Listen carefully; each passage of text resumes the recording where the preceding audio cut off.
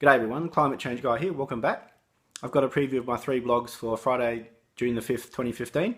First blog looks at Australia's response to a number of countries' questions over their climate change commitments leading up to Paris. Second blog looks at a commitment or a pledge by IKEA of €1 billion to fight climate change through actions on their stores and their factories, and also giving a substantial amount of money to the poor. And the third blog looks at a WWF report that shows a number of countries, developed and developing, how they can actually bridge the gap between the emissions reductions they're proposing and those that science says we need to do. So, as I said briefly, the first blog looks at Australia's response to a number of nations, including China and the US, questioning their commitments in the lead up to Paris. Basically, from the response of the Australian government, they're effectively saying, should be right, no problems, nothing more to see here. When a number of countries, including China and the US, are saying, well, actually, we don't really accept that, and this is why. So I think you'll find that pretty interesting and thought-provoking. Second blog, as I said, looks at IKEA pledging €1 billion and what they're looking to spend that on in their stores, in their factories, and the prioritising money to the poor, who, as we know from a number of my previous blogs, are the first to be affected by climate change and potentially, or in reality, are the most vulnerable to climate change.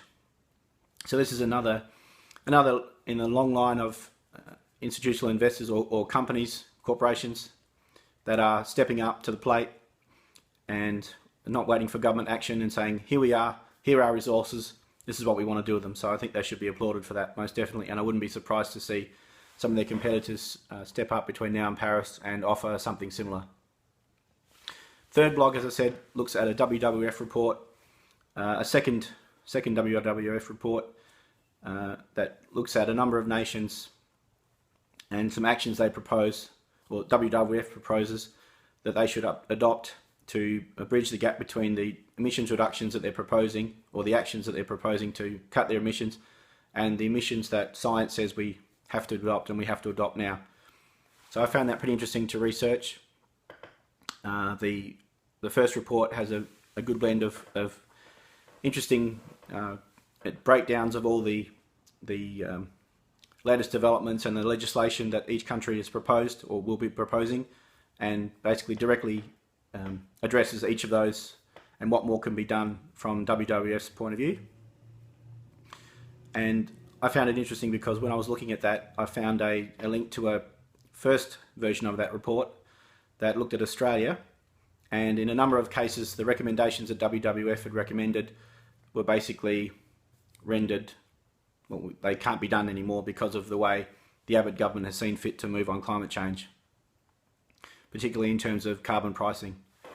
The WWF report recommended that was a pretty obvious and a pretty basic thing for Australia to do. Well, obviously that's not on the table anymore given the Abbott government's stance on the issue. So I think you'll find that thought-provoking as well. And as I always say, I look forward to the shares on social media, the likes. I welcome feedback. I appreciate the feedback. Have a great weekend, and I'll speak to you again very soon. Thanks.